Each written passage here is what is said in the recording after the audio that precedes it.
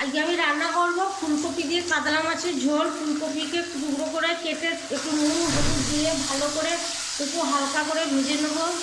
হলুদ দিয়ে মেখে রাখা কাতলা মাছগুলোকে উল্টে পাল্টে লাল করে ভেজে নেব।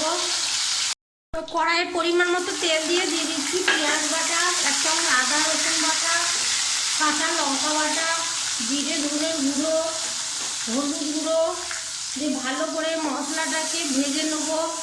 মশলা ভাজা হয়ে গেছে, দিয়ে দিচ্ছি ভেজে রাখা কপি, দিয়ে ভালো করে আরেকটু নেড়ে চেড়ে দিয়ে দিচ্ছি পরিমাণ মতো জল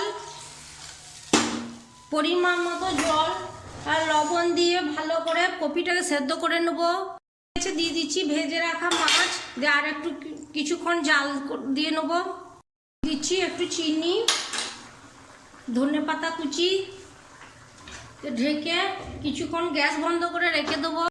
তৈরি হয়ে গেল দারুণ স্বাদের ফুলকপি কাতলা মাছের ঝোল। বাড়িতে ট্রাই করুন, ভালো লাগলে আমাকে সাপোর্ট করুন।